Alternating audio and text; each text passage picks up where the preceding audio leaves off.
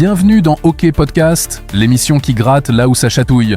Aujourd'hui, on va parler d'une histoire qui devrait faire la une de tous les journaux, une histoire qui pue l'hypocrisie, l'incompétence et qui met une honte monumentale sur le gouvernement d'Emmanuel Macron. Accrochez-vous parce que ce que vous allez entendre est à peine croyable. On va parler de Pavel Durov, interviewé par Tucker Carlson. Ce nom ne vous dit peut-être rien, mais c'est le fondateur et propriétaire de Telegram, l'application de messagerie utilisée par 1 milliard d'individus sur cette planète. 1 milliard. Et ce type, un citoyen français qui plus est, a été traité par la France comme le dernier des criminels.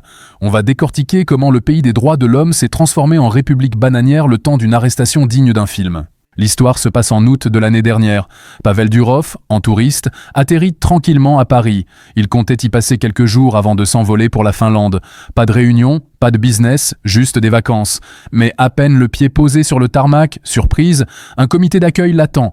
Pas des hôtesses avec des petits fours, non, des policiers. Au début, il se dit que c'est peut-être un contrôle de sécurité renforcé avec les Jeux Olympiques, tout ça. Sa copine s'inquiète, il la rassure. C'est la France, ça va aller vite. Quelle erreur. On lui lit une liste de 16 chefs d'accusation. 16. Crimes organisés, trafic de drogue, et j'en passe. Le grand chelem du banditisme. Lui, qui n'a jamais été condamné de sa vie, se retrouve accusé de tous les maux de la terre. À ce moment-là, il comprend. Ce n'est pas pour quelque chose qu'il a fait, mais pour ce que d'autres personnes, parmi le milliard d'utilisateurs de son application, auraient fait. C'est comme si on mettait le patron de la Poste en prison parce que des gens s'envoient de la drogue par colis. C'est complètement délirant, et le spectacle ne fait que commencer. On le jette dans une voiture, on allume les sirènes, un petit cortège pour bien l'humilier publiquement. Le plus ironique, dans les pays qu'il visitait avant, il avait aussi des cortèges, mais parce qu'il rencontrait des chefs d'État. La France, au moins, est cohérente dans le traitement qu'elle réserve à ceux qu'elle veut briser. Évidemment, son téléphone est immédiatement confisqué.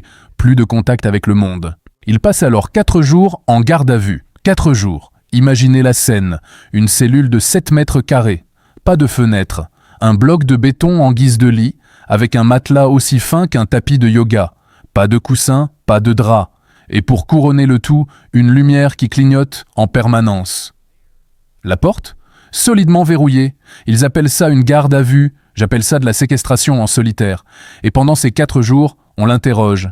La grande question, c'est pourquoi ? Pourquoi cette mise en scène, cette humiliation ? Les autorités françaises lui reprochent un prétendu manque de coopération de Telegram face à leurs demandes judiciaires. C'est l'argument officiel, celui balancé aux médias pour justifier l'injustifiable. Sauf que c'est un mensonge, un pur et simple mensonge. Mais Durov leur explique, calmement, qu'ils n'ont jamais reçu une seule demande légale et contraignante de la part de la France. Jamais une. Il existe une procédure européenne, claire, nette, définie par le Digital Services Act pour ce genre de requête. Une procédure que tous les autres pays européens utilisent sans problème et qui permet d'obtenir les adresses IP et les numéros de téléphone des suspects. Une procédure que Telegram respecte à la lettre. Alors Durov pose la question aux policiers français, pourquoi n'avez-vous pas suivi la loi ? Pourquoi n'avez-vous pas fait une simple recherche Google pour trouver la procédure qui est publique sur notre site ? Silence radio. Pas de réponse. La vérité, c'est que soit ils sont les fonctionnaires les plus nuls de la planète, soit l'intention était bien de l'humilier, de le terrifier, de le faire craquer. Et le plus fou dans cette histoire, c'est que le consulat de France à Dubaï se trouve dans le même immeuble que les bureaux de Telegram. Oui, vous avez bien entendu.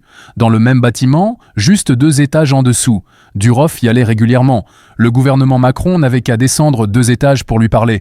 Mais non, ils ont préféré l'arrêter comme un terroriste à l'aéroport. C'est une humiliation délibérée. Et maintenant, le sommet de l'ironie. Le point qui devrait faire tomber de sa chaise n'importe qui avec un minimum de bon sens. Pavel Durov est un dissident russe. Il a créé l'ancêtre de Telegram en Russie. Il a dû fuir son propre pays parce qu'il a refusé de livrer les données de ses utilisateurs au gouvernement de Poutine. Je répète, il a tenu tête à Poutine et a quitté sa patrie pour défendre ses principes de liberté et de vie privée. Et vous savez quoi ? Même Poutine ne l'a jamais fait arrêter. Voilà où on en est.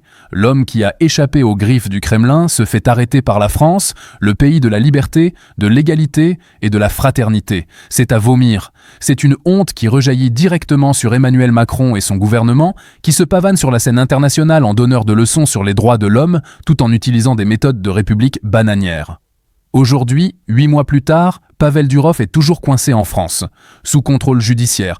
Il a le droit d'aller à Dubaï, voir sa famille et gérer son entreprise, mais il doit revenir. Il est de fait un prisonnier. Une entreprise d'1 milliard d'utilisateurs est prise en otage parce que la France a décidé de faire un coup de force illégal et stupide. Et tout ça, pourquoi ? Pour faire pression et obtenir un passe-droit, une porte dérobée dans Telegram, pour espionner les citoyens, probablement pour des raisons politiques, sous couvert de lutte contre le crime. Cette affaire est un scandale absolu. Elle montre un visage de la France que l'on ne veut pas voir, un État arrogant qui bafoue ses propres lois et les procédures européennes quand ça l'arrange, et qui n'hésite pas à humilier un citoyen français, un entrepreneur de renommée mondiale, un symbole de la résistance à l'autoritarisme. Alors, la prochaine fois que vous entendrez Emmanuel Macron parler de souveraineté européenne ou de respect de l'état de droit, souvenez-vous de cette histoire. Souvenez-vous qu'ils ont arrêté un homme qui a fui Poutine et qu'ils l'ont fait avec un mépris total pour la loi. Est-ce ça, la France, que nous voulons ?